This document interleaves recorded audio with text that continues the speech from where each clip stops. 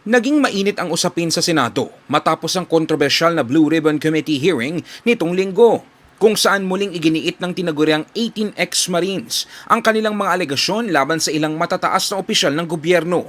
Sa naturang pagdinig inulit ng grupo ang kanilang affidavit noong Pebrero kung saan inaakusahan nila ang ilang opisyal na tumanggap umano ng milyong-milyong piso na nakalagay sa mga maleta na sinasabing galing sa kickback sa flood control projects.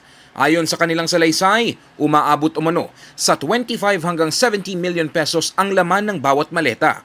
Agad itong pinabulaanan ng ilang nadawit na personalidad.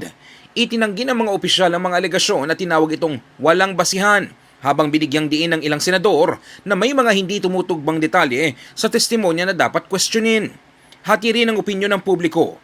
May mga naniniwalang pasabog ang revelasyon dahil sa dami at bigat ng mga pangalang sangkot. Pasabog yun, sir. Pasabog, bakit sir? Nung nakita ko, consistent naman yung information nila, mga pahayag nila. Kasi unang-una doon, yung kay Erwin Tulfo, kaya namang ituro nung isang Marines kung saan niya mismo sa lugar ng sa bahay ni Erwin Tulfo, kaya niyang balikan kung personal na pupuntahan eh. So naniniwala kayo sir sa mga sinasabi niya? Yes, sir. Naniniwala. Kasi meron naman nakakasagot ng totoo doon na aayon sa issue eh.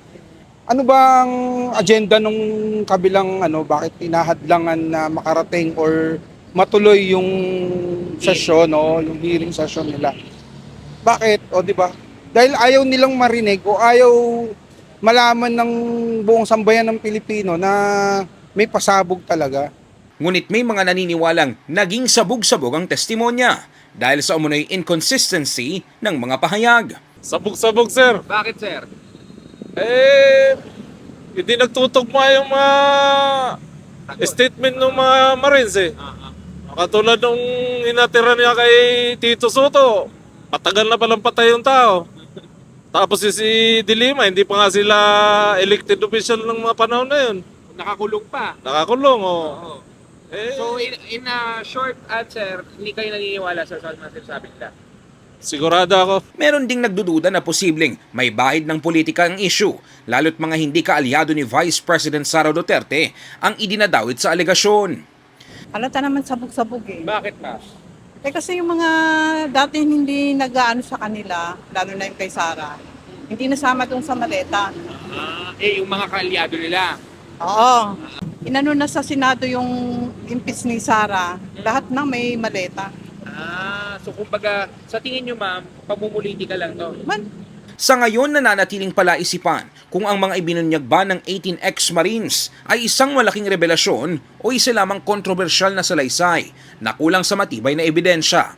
Umaasa ang publiko sa mas malinaw na sagot, hindi lamang mula sa mga testigo, kundi pati sa mga institusyong may tungkuling alamin ang katotohanan. In the heart of changing lives, ako si Brigada Ino Flores ng 105.1 Brigada News FM Manila, The Music and News Authority.